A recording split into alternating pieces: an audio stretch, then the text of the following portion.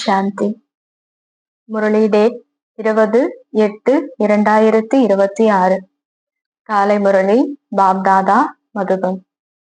இன்னைக்கு பாபா முரளியில சொல்றாங்க, இனிமையான குழந்தைகளே, உங்களை பாவங்கள் நிறைந்த இந்த உலகத்திலிருந்து வெளியேற்றி அமைதியின் உலகத்திற்கு அழைத்து செல்வதற்காக தந்தை வந்துள்ளார். தந்தையின் மூலம் உங்களுக்கு சுகம், அமைதி எனும் 2 பரிசுகள் கிடைக்கின்றன.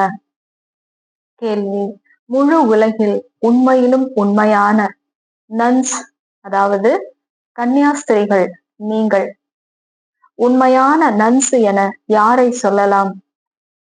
பதில்: யாருடைய புத்தியில் ஒருவருடைய நினைவு இருக்குமோ அவர்கள் உண்மையான கன்னியர், நன்ஸ் ஆவார்கள். அதாவது நன் பட் ஒன், ஒருவரை தவிர வேறு யாரும் இல்லை. அவர்கள் தங்களை நன்ஸ் என சொல்லிக் கொள்ளலாம்.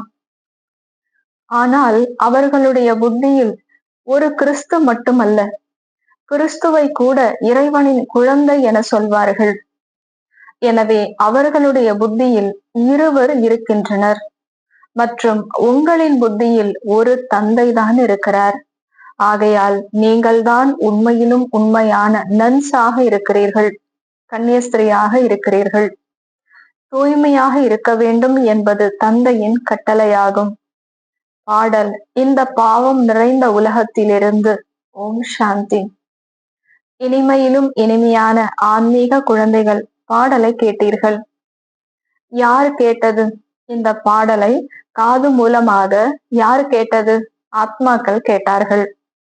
ஆத்மாவை பரமாத்மா என சொல்ல முடியாது, மனிதர்களை பகவான் என சொல்ல முடியாது. நல்லது, இப்போது நீங்கள் பிராமணர்களாக இருக்கிறீர்கள்.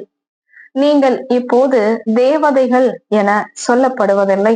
உங்களை இப்போ தேவதா அப்படின்னு சொல்ல முடியாது அப்படிங்கிறார் பாபா. பிரம்மாவையும் கூட தேவதா என சொல்லப்பட முடியாது. பிரம்மா தேவதாய நமக, விஷ்ணு தேவதாய நமக என்றென்னவோ சொல்கின்றனர். ஆனால் பிரம்மாவுக்கும் விஷ்ணுவுக்கும் இடையே நிறைய வித்தியாசம் உள்ளது. விஷ்ணு தேவதா எனப்படுகிறார், பிரம்மாவை தேவதா என சொல்ல முடியாது. ஏனென்றால் அவர் பிராமணர்களின் தந்தை. பிராமணர்களை தேவதைகள் என சொல்லப்பட முடியாது. இப்பொழுது இந்த விஷயங்களை மனிதர்கள் யாரும் மனிதர்களுக்கு புரிய வைக்க முடியாது. பகவான் தான் புரிய வைக்கிறார். மனிதர்கள் குருட்டு நம்பிக்கையால் என்ன தோன்றுகிறதோ அதனை சொல்லிவிடுகின்றனர். ஆன்மீக தந்தை குழந்தைகளாகிய நமக்கு கற்பித்துக் கொண்டிருக்கிறார் என இப்பொழுது குழந்தைகளாகி நீங்கள் புரிந்து கொள்கிறீர்கள்.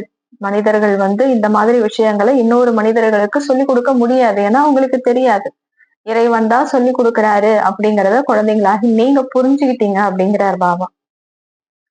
தன்னை ஆத்மா என புரிந்து கொள்ள வேண்டும். நான் ஆத்மா, இந்த சரீரத்தை எடுக்கிறேன். நான் ஆத்மா 84 பிறவைகளை எடுத்திருக்கிறேன். எப்படி எப்படி கர்மங்கள் செய்கின்றனரோ அப்படிப்பட்ட சரீரம் கிடைக்கிறது.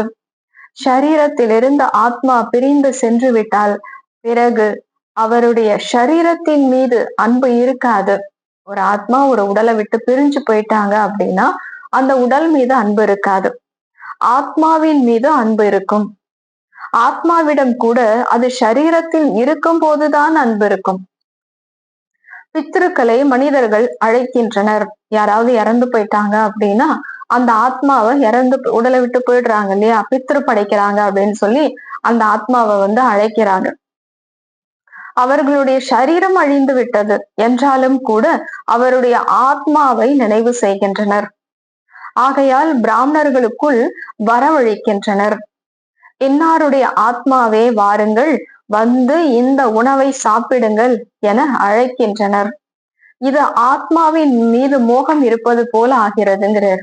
உடல் தான் அழிஞ்சு போச்சு இல்லையா, ஆனால் முன்னர் சரீரத்தின் மீது மோகம் இருந்தது. அந்த சரீரம் நினைவுக்கு வந்து கொண்டிருந்தது. நாம் ஆத்மாவை அழைக்கிறோம் என புரிந்து கொள்வதில்லை. ஆத்மாதான் அனைத்தும் செய்கிறது.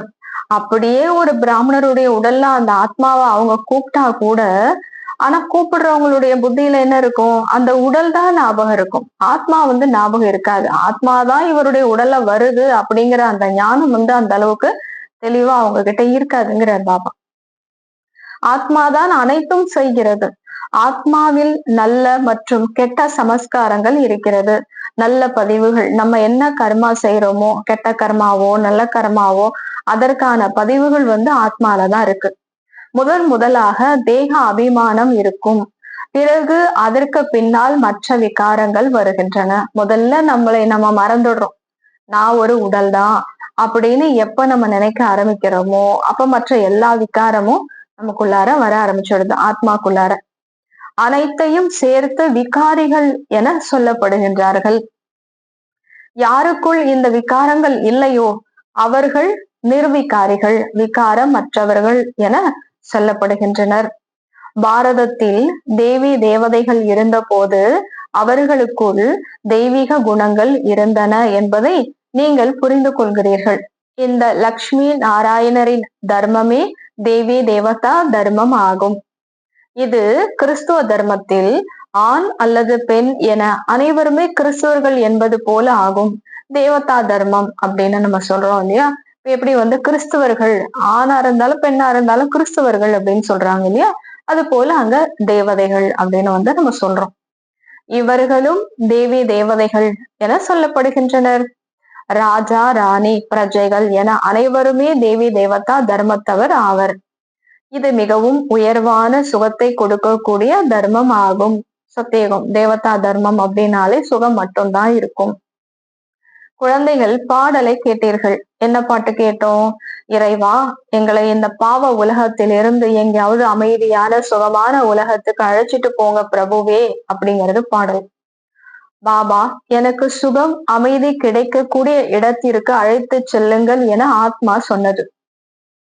அது சுகதாமம் மற்றும் சாந்தி தாமம் ஆகும். எங்க கூட்டிட்டு போங்கன்னா ஆத்மா நம்ம சொல்றோம், ஆனா எங்க அப்படின்னு தெரியாது. பாபா புரிய வைக்கிறாரு, எங்க கூட்டிட்டு போறாரு?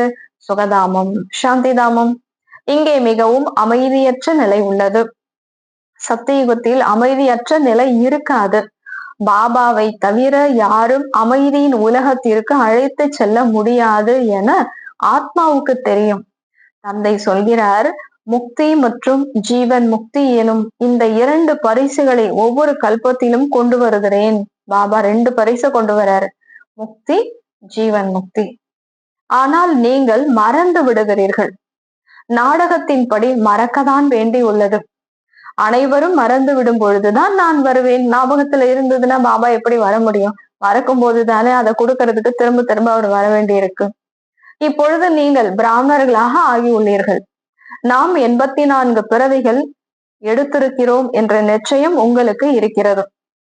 யாரு முழுமையான ஞானம் எடுக்கவில்லையோ அவர்கள் முதலில் புதிய உலகில் கூட வரமாட்டார்கள். யாரு ஞானம் எடுக்கலையோ அவங்க புதிய உலகத்துல ஆரம்பத்துல வரமாட்டாங்க. திரேதா அல்லது திரேதாவின் இறுதியில் வருவார்கள். அனைத்தும் முயற்சியில் தான் அடங்கி உள்ளது. சத்தியுகத்தில் சுகம் இருந்தது. இந்த லக்ஷ்மி நாராயணரின் ராஜ்யம் இருந்தது. நல்லது, இவர்களின் முந்தைய பிறவியில் யாராக இருந்தனர் என்பது யாருக்குமே தெரியாது. இப்ப சத்தியுகத்துல லக்ஷ்மி நாராயணரா இருக்காங்க. அதுக்கு முன்னாடி பிறவியில அந்த ஆத்மா என்னவா இருந்தாங்க அப்படிங்கிறது யாருக்குமே தெரியாது. இப்ப நமக்கு பாபா புரிய வச்சிருந்ததுனால நமக்கு தெரியுது. பிரம்மா பாபா மம்மா தான் அதுக்கு அடுத்தது லட்சுமி நாராயணா ஆக போறாங்க அப்படின்னு சொல்லிட்டு, முந்தைய பிறவியில் இவர்கள் பிராமணர்களாக இருந்தனர் அப்படின்னு பாபா நமக்கு இப்ப புரிய வைக்கிறாரு. அதற்கு முன்பு சூத்திரர்களாக இருந்தனர். வர்ணங்கள் குறித்து நீங்கள் நல்ல விதமாக புரிய வைக்க முடியும். நாம் 21 பிறவிகளுக்கு அமைதியை அடைவோம் என இப்பொழுது நீங்கள் புரிந்து கொள்கிறீர்கள். பாபா நமக்கு அதற்கான வழியை சொல்லிக் கொடுத்து கொண்டிருக்கிறார். நாம் இப்பொழுது தூய்மை அற்றவர்களாக இருக்கிறோம். ஆகையால் அமைதியற்றவர்களாக துக்கம் மிக்கவர்களாக இருக்கிறோம். எதனால? தூய்மை இல்லாததுனால. ஆத்மா எப்ப நம்ம பாவ கர்மா செய்ய ஆரம்பிக்கிறோமோ அப்ப தூய்மை இழந்துடுறோம். அப்ப என்ன ஆகுது? அமைதி இல்லாத ஒரு நிலை அடையிறோம், தூய்மை இல்லாத ஒரு நிலை. இதனால துக்கம் தான் நமக்கு வருது. எங்கே அமைதி இருக்குமோ அதனை சுகம் சாந்தி என்போம். ஆக இப்பொழுது குழந்தைகளாகிய உங்கள் புத்தியில் முதல் இடை கடைசியின் ஞானம் உள்ளது. உலகத்துல ஆரம்பத்துல நம்ம ஆத்மா மேலிருந்து வரும் பொழுது இந்த பூமி எப்படி இருந்தது, நம்ம எல்லாருமே எப்படி இருந்தோம், மத்தியத்துல எப்படி இருந்தோம், இப்ப எப்படி இருக்கும், இதுக்கப்புறம் என்ன ஆக போறோம் அப்படிங்கிற ஞானம் இப்ப உங்ககிட்டதான் இருக்கு. சத்தியுகத்தில் பாரதம் எவ்வளவு சுகம் மிக்கதாக இருந்தது. துக்கமோ அமைதியின்மையோ பெயர் அளவிலும் இருக்கவில்லை என புரிந்து கொள்கிறீர்கள். பாரதத்துல ஆரம்பத்துல துக்கமோ அமைதி இல்லாத ஒரு நிலையோ பேர் அளவுக்கு கூட அங்க இருக்காது.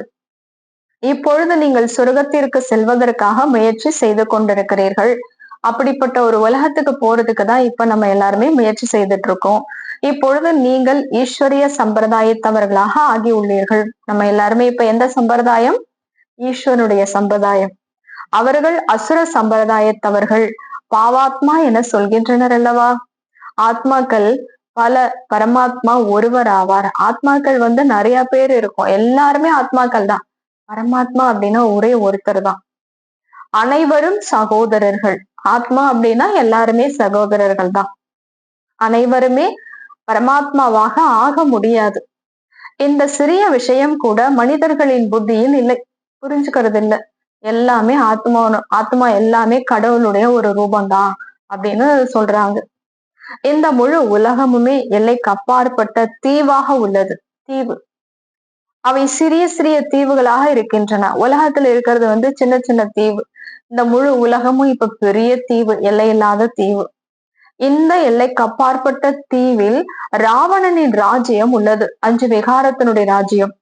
இந்த விஷயங்களை மனிதர்கள் புரிந்து கொள்வதில்லை.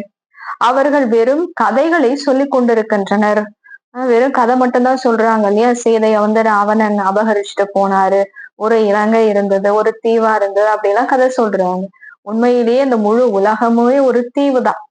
இந்த முழு தீவுலயே யாருடைய ஆட்சி நடக்குது? 5 விகாரம். 5 விகாரம் தான் ராவணனுடைய ஆட்சி. இதை யாருமே மனிதர்கள் புரிஞ்சுக்கிறது இல்ல. கதைகளை சொல்லிக் கொண்டிருக்கிறார்கள், வெறும் கதையை மட்டும் சொல்லிக்கிட்டு இருக்கிறாங்க. கதையை ஞானம் என்று சொல்வதில்லை. ஒரு கதை சொல்றாங்க அப்படின்னா அதை ஞானம் அப்படின்னு சொல்ல மாட்டாங்க. அதன் மூலம் மனிதர்கள் சத்கதியை அடைய முடியாது. கதை கேட்கறதுனால, இப்ப ராமாயண கதை கேட்கிறோம், மகாபாரத கதை கேட்கிறோம் அப்படின்னா சத்கதி அடைஞ்சிட முடியுமா? புரிதல் வேணும், ஞானம் வேணும், அதன்படி நம்ம நடக்கணும். அப்பதான் சத்கதி நிலையை நம்ம அடைய முடியும். ஞானத்தின் மூலம் சத்கதி கிடைக்கிறது. ஞானத்தை கொடுப்பவர் ஒரு தந்தை, ஒரே ஒரு உடல் இல்லாத சிவ தந்தை தான் ஞானத்தை, வெளிச்சத்தை கொடுக்க முடியும். வேறு யாரும் கொடுக்க முடியாது. பகவான் தான் பக்தர்களை காப்பாற்றுகிறார். மனிதர்களை பாதுகாக்க முடியாது. சிவபாபா அனைத்து குழந்தைகளுக்கும் ஆஸ்தி கொடுக்கிறார்.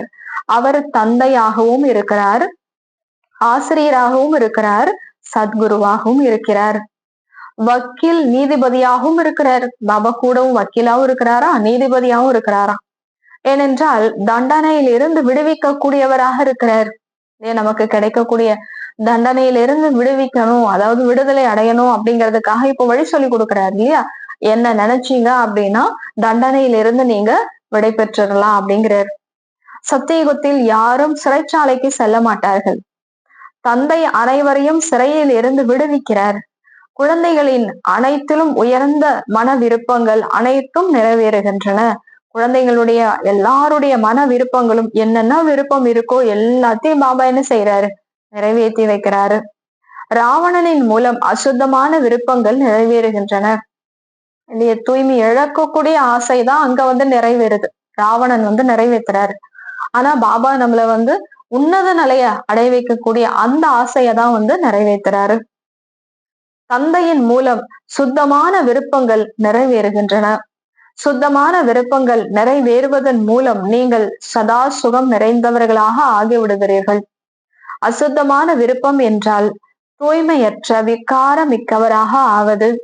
எதெல்லாம், எந்த ஆசையெல்லாம் நம்மள துக்கமாக்குது, தூய்மையை இழக்க வைக்குதோ அது எல்லாமே தூய்மை இல்லாத ஆசை. இத யாரு பூர்த்தி செய்யறா? ராவணன் பூர்த்தி செய்யறாரு.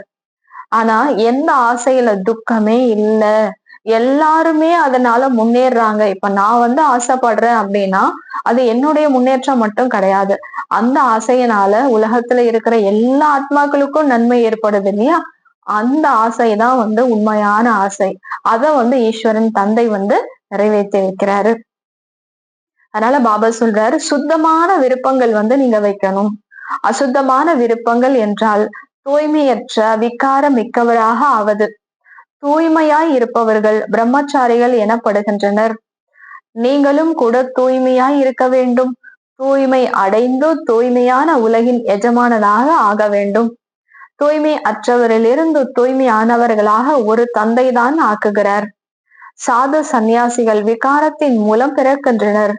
தேவதைகள் குறித்து அப்படி சொல்வதில்லை. தேவி தேவதைகளுடைய பிறப்பு விகாரத்தினுடைய பிறப்பு கிடையாது. அங்கே விகாரங்கள் இருப்பதே இல்லை.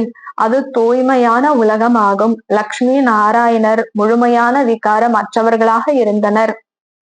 பாரதம் தூய்மையாக இருந்தது. இதனை இப்பொழுது நீங்கள் புரிந்து கொள்கிறீர்கள்.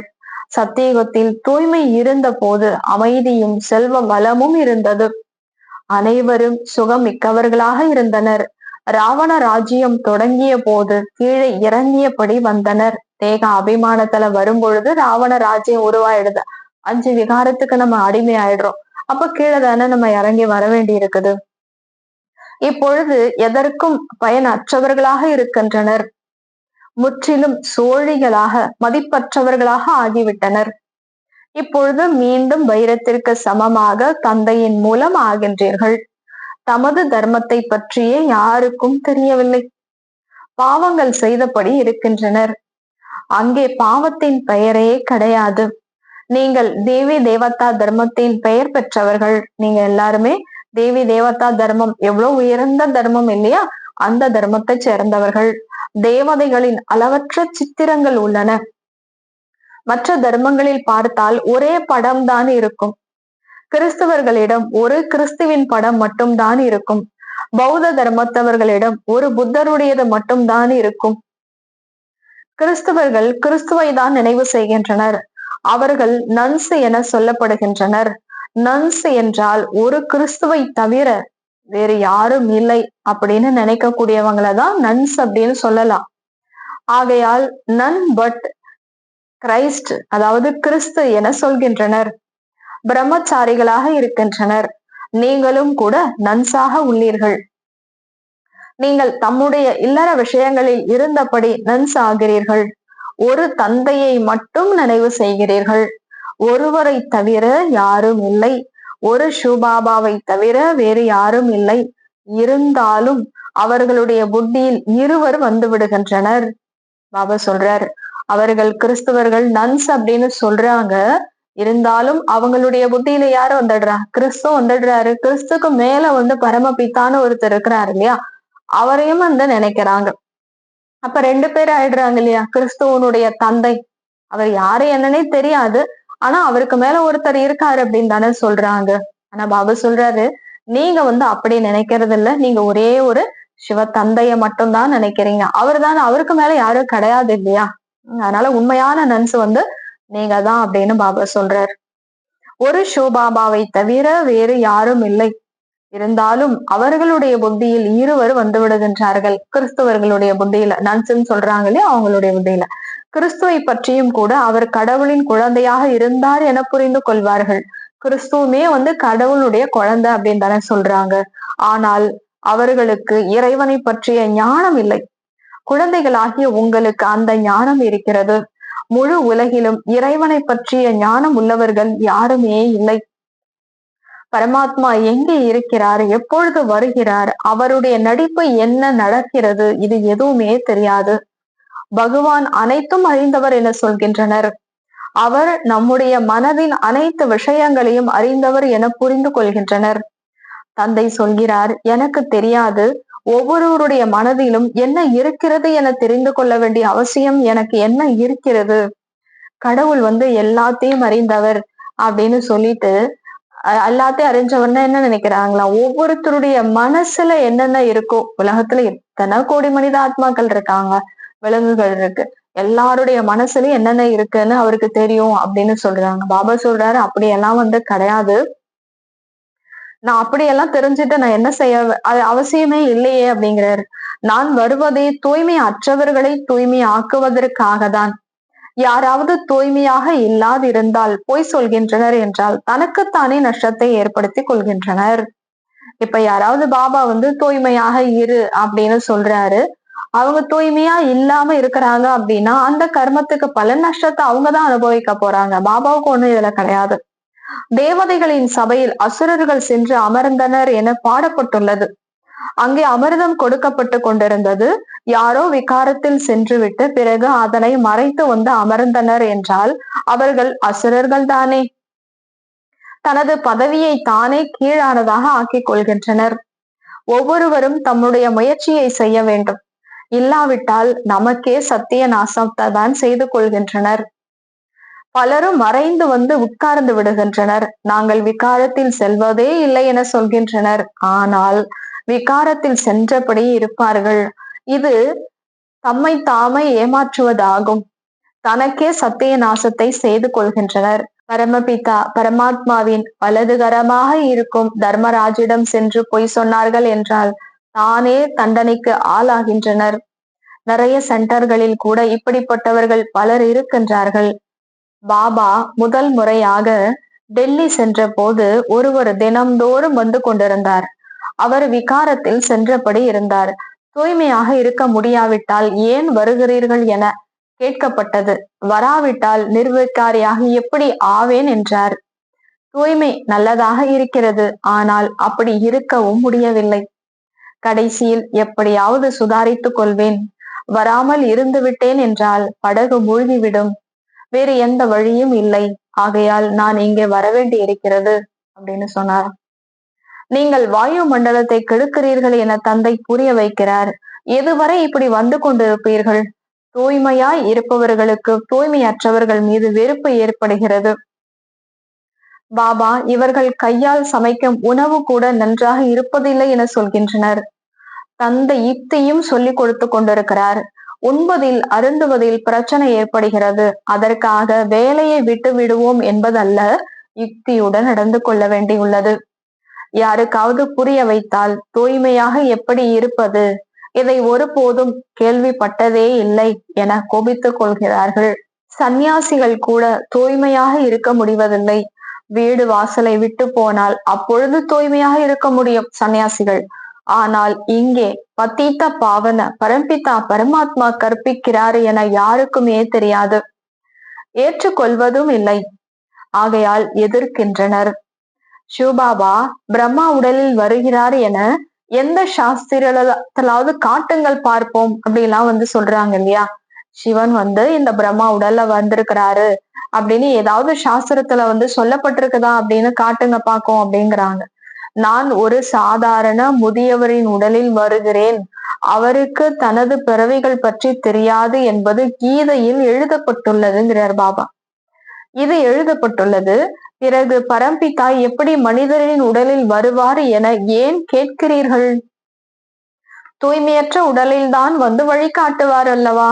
அவர் வர்றதே இப்ப தூய்மை இல்லாதவர்களை தூய்மை ஆக்கணும் அப்படின்னா தூய்மை இல்லாத ஒரு உடல்ல தானே அவர் வர முடியும். முன்னர் கூட வந்திருக்கிறார், 5000 வருஷத்துக்கு முன்னாடி கூட.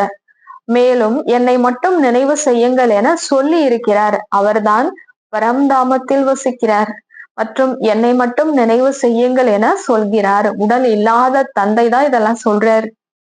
என்னை மட்டும் நினைவு செய்யுங்கள் என சொல்வதற்கு கிருஷ்ணரின் உடல் மூலவதனத்தில் இருக்காது.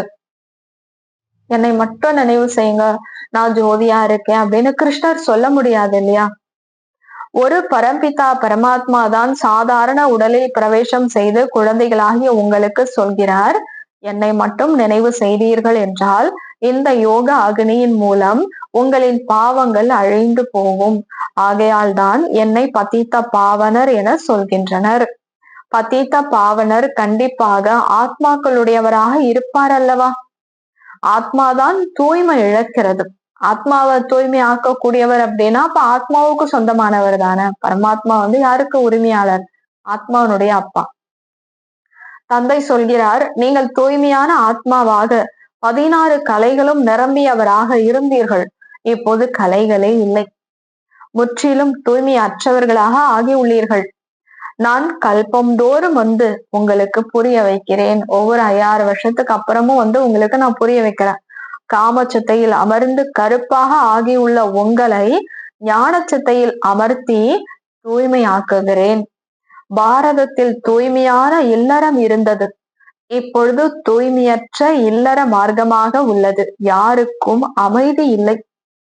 இருவருமே, அதாவது கணவன் மனைவி, ஞானச்சத்தையில் அமருங்கள் என இப்பொழுது தந்தை சொல்கிறார். இருவருமே தந்தை காட்டக்கூடிய அந்த வழிப்படி நடங்க. அனைத்து ஆத்மாக்களுக்கும் தமது கர்மங்களுக்கு தகுந்தாற்போல் ஷரீரம் கிடைக்கிறது. அடுத்த பிறவியிலும் அவர்களே கணவன் மனைவியாக ஒருவரோடு ஒருவர் சந்திப்பார்கள் என்பது அல்ல. அது அப்படியெல்லாம் இருக்காது. அந்த அளவு பந்தத்தில் ஓட முடியாது. இது படிப்பின் விஷயம் அல்ல. அஞ்ஞான காலத்தில் நடக்கலாம். பரஸ்பரம் மிகுந்த அன்பு இருந்தது என்றால் அவர்களின் மன விருப்பம் நிறைவேறக்கூடும். அதுவோ தூய்மை இல்லாத விக்கார மார்க்கமாகும். கணவருடன் சேர்ந்த மனைவியும் சித்தையில் அமர்கிறார். உடன்கட்டை ஏறுறாங்க இல்லையா? அடுத்த பிறவியிலும் சென்று அவரை சந்திக்கிறார். ஆனால் அடுத்த பிறவியில் அவர்களுக்கு எதுவுமே தெரியாது. நீங்களும் கூட பாபாவுடன் சேர்ந்து ஞானச்சத்தையில் அமர்கிறீர்கள். எப்படி அங்க உடன்கட்டை ஏறாங்களோ அது போல இப்ப பாபா கூட சேர்ந்து நம்ம என்ன செய்யறோம்? ஞானச்சத்தையில ஏறுறோம். இந்த சீச்சி அசுத்தமான சரீரத்தை விட்டு சென்று விடுவீர்கள். உங்களுக்கு இப்பொழுது தெரியும், அவர்களுக்கு நாம் முந்தைய பிறவியில் இப்படி துணையாக இருந்தோம் என தெரியாது. அதாவது ஒரு கணவன் மனைவி இருக்கிறாங்க அப்படின்னா, இறந்துட்டாங்க, உடன்கட்டை ஏறி இறந்துட்டாங்க அப்படின்னா எல்லாரும் அடுத்த பிறவியில போய் அதே கணவன் மனைவியா பிறப்பாங்கன்னு சொல்ல முடியாது. அப்படி ஏதோ ஒரு பாவனையோட நான் அடுத்த பிறவியிலையும் நாங்க இருவருமே கணவன் மனைவியா வருவோம் அப்படின்னு ஒரு பாவனை வச்சு, சப்போஸ் அவங்க பிறந்தாலுமே கூட நம்ம தான் முன்பிறவில கணவன் மனைவியா இருந்தோம் அப்படிங்கிறது கண்டிப்பா அவங்களுக்கு தெரியாது இல்லையா? பாபா சொல்றாரு, இப்ப நீங்க ஞானச்சத்தையில ஏறி இருக்கீங்க. பாபா கூட ஞானச்சத்தையில ஏறும் பொழுது இந்த சீச்சை சரீரத்தை என்ன பண்ணிடுறோம்? நம்ம விட்டுடுறோம். இது நமக்கு தெரியுது. இந்த மாதிரி ஏறும் பொழுது நம்ம அடுத்தது நம்ம என்ன ஆக போறோம் அப்படிங்கிறது உங்களுக்கு தெரியுங்கிறார். உங்களுக்கு இப்பொழுது தெரியும். அவர்களுக்கு நம் முந்தைய பிறவியில் இப்படி துணையாக இருந்தோம் என தெரியாது. உங்களுக்கும் கூட பிறகு அங்கே இந்த விஷயங்கள் நினைவுக்கு இருக்காது. இப்போது உங்களுடைய புத்தியின் லட்சியம், குறிக்கோள் உள்ளது. லட்சியம், குறிக்கோள். மம்மா பாபா இருவரும் லக்ஷ்மி நாராயணராக ஆக போகிறார்கள். விஷ்ணு தேவதா ஆவார். பிரஜாபிதா பிரம்மாவை தேவதா என சொல்ல முடியாது. பிரம்மாவே தேவதா ஆகிறார். பிரம்மாவிலிருந்து விஷ்ணு, விஷ்ணுவிலிருந்து பிரம்மாவாக எப்படி ஆகிறார் என்பதை இப்பொழுது நீங்கள் புரிந்து கொண்டிருக்கிறீர்கள். அமைதி சொர்க்கத்தில் மட்டுமே இருக்கும் என இப்பொழுது நீங்கள் அறிந்திருக்கிறீர்கள். யாராவது இறந்து விட்டால் சொர்க்கத்திற்கு சென்று விட்டார், அதாவது அமைதிக்கு சென்று விட்டார் என சொல்கின்றார்கள். அசாந்தியில் தூய்மை அற்றவராக இருக்கின்றனர் இந்த உலகத்துல. எனினும் தன்னை ஆத்மா என புரிந்து கொண்டு தந்தையை நினைவு செய்தால் பாவ கர்மங்கள் அழியும் என தந்தை சொல்கிறார். மற்றவை விரிவாக புரிந்து கொள்ள வேண்டிய விஷயங்களாகும். தந்தை ஞானம் நிறைந்தவர் என்பதால் உங்களையும் தன்னை போலவே ஞானம் நிறைந்தவர்களாக ஆக்குகிறார். நினைவின் யாத்திரையின் மூலம் நீங்கள் சத்தோ பிரதானமாக ஆகிறீர்கள். இது ஆத்மாக்களின் ஓட்டப்பந்தயம் ஆகும். ஆத்மானுடைய ஓட்டப்பந்தயம். யார் அவரை எவ்வளவு நினைக்கிறோமோ அதுதான் இங்க ரேஸ். யார் அதிகமாக நினைவு செய்வார்களோ அவர்கள் விரைவாக ஆவார்கள், தேவதையாக தூய்மையாக ஆவார்கள். இது யோகம் மற்றும் படிப்பின் ஓட்டப்பந்தயம் ஆகும். பள்ளிக்கூடங்களில் யார் முதலாவதாக வருகிறாரோ அவர்களுக்கு கல்வி உதவித்தொகை, ஸ்காலர்ஷிப் கிடைக்கிறது. ஒரே படிப்பு லட்சக்கணக்கானவர்களுக்கான, கோடிக்கணக்கானவர்களுக்கானதாக இருந்தால் பள்ளி கூட அவ்வளவு இருக்கும் அல்லவா? ஒரே படிப்பு நிறைய பேர் படிக்கிறாங்கன்னா ஸ்கூல் கூட அத்தனை இருக்கும். இப்பொழுது நீங்கள் இந்த படிப்பை படிக்க வேண்டும். அனைவருக்கும் வழிகாட்டுங்கள். பார்வை அற்றவர்களுக்கு ஊன்றுகோல் ஆகுங்கள். எந்த பார்வை? நான் ஆத்துமா அப்படின்னு தன்னை உணராம இருக்கிறாங்க இல்லையா? மூன்றாவது கண் அற்றவர்களாக இருக்கிறாங்க. அவங்களுக்கு வெளிச்சத்தை கொடுங்க, அந்த ஞானத்தை கொடுங்க. நீங்க ஆத்மா அப்படின்னு கொடுக்கணும். அதுதான் பார்வை இல்லாதவங்களுக்கு ஊன்றுகோல் ஆகிறது. வீடுதோறும் செய்தியை கொண்டு சேர்க்க வேண்டும். நல்லது. இனிமையிலும் இனிமையான காணாமல் போய் கண்டெடுக்கப்பட்ட செல்ல குழந்தைகளுக்கு தாயும் தந்தையுமான பாப்தாதாவின் அன்பு நினைவுகளும் காலை வணக்கமும் ஆன்மீக குழந்தைகளுக்கு ஆன்மீக தந்தையின் நமஸ்காரம், ஆன்மீக தந்தைக்கு ஆன்மீக குழந்தைகளின் நமஸ்காரம். நன்றி பாபா. தேங்க்ஸ் பாபா. தாரணைக்கான முக்கிய சாரம். நடைமுறை செய்வதற்காக முரளியிலிருந்து முக்கியமான 2 பாயிண்ட்ஸ். முதலாவது, இப்போது அசுத்தமான ஆசைகளை தியாகம் செய்து சுத்தமான விருப்பங்களை வைக்க வேண்டும். தூய்மை அடைந்து தூய்மையான உலகின் எஜமானர் ஆக வேண்டும் என்பதை அனைத்திலும் சுத்தமான விருப்பமாகும். எந்த தப்பையும் மறைத்து தனக்கு தானே ஏமாற்றிக் கொள்ளக்கூடாது. தர்மராஜா தந்தையிடம் எப்பொழுதும் உண்மையானவராக இருக்க வேண்டும். இரண்டாவது, ஞான சத்தையில் அமர்ந்து இந்த படிப்பின் ஓட்டப்பந்தயம் போட்டி செய்து எதிர்கால புதிய உலகில் உயர் பதவியை அடைய வேண்டும். யோகா அக்னியின் மூலம் பாவ கர்மங்களின் கணக்கை பஸ்பம் செய்ய வேண்டும். வரதானம், புத்தியின் அன்பை ஒரே ஒரு அன்பரிடம், இறைவனிடம் மட்டும் செலுத்தி எப்பொழுதும் அவர் நேரில் இருக்கும் அனுபவத்தை பெறக்கூடிய வெற்றி ரத்தினம் ஆகுக. புத்தியின் அன்பை ஒரே ஒரு அன்பரிடம் மட்டும் செலுத்தி எப்பொழுதும் அவர் நேரில் இருக்கும் அனுபவத்தை பெறக்கூடிய வெற்றி ரத்தினம் ஆகுக. விளக்கம்: அன்பு நிறைந்த புத்தி, பிரீத் புத்தி என்றால் புத்தியின் ஆன்மீக ஈடுபாடு ஒரே ஒரு அன்பருடன் மட்டும் இணைந்திருப்பதாகும். யாருடைய அன்பு அந்த ஒருவருடன் மட்டும் இருக்கிறதோ அவருடைய அன்பு வேறு எந்த ஒரு நபர் மீதோ அல்லது உலக பொருட்கள், வைபவங்கள் மீதோ ஒட்டாது. அவர்கள் எப்போதும் பாப் தாதாவை தங்களுக்கு நேரில் இருப்பதாகவே அனுபவம் செய்வார்கள். அவர்களுடைய மனதில் கூட இறை வழிகாட்டுதலுக்கு, ஸ்ரீமத்துக்கு மாறான வீணான சங்கல்பங்களோ அல்லது விகார எண்ணங்களோ விகல்பங்களோ வர முடியாது. அவர்களுடைய வாயிலிருந்து, இதயத்திலிருந்தும் உன்னுடனேயே உண்பேன், உன்னுடனேயே அமர்வேன், உன்னுடனேயே அனைத்து உறவுகளையும் இணைப்பேன் என்ற வார்த்தைகளே வெளிப்படும். அப்படிப்பட்ட சதா அன்பு நிறைந்த புத்தி உடையவர்களே வெற்றி ரத்தினங்களாக ஆகிறார்கள். ஸ்லோகன்: வேண்டும் வேண்டும், இது வேண்டும், அது வேண்டும் என்ற எண்ணம் வருவது கூட ஒரு கௌரவமான வடிவிலான பிச்சை எடுப்பதே ஆகும். பாபா என்ன சொல்றாரு பாருங்க, வேண்டும் வேண்டும், இது வேணும், அது வேணும் அப்படிங்கிற எண்ணம் வர்றது கூட ராயல் பிச்சை எடுப்பதாகும் அப்படிங்கிறார் பாபா. நல்லது. ஓம் சாந்தி.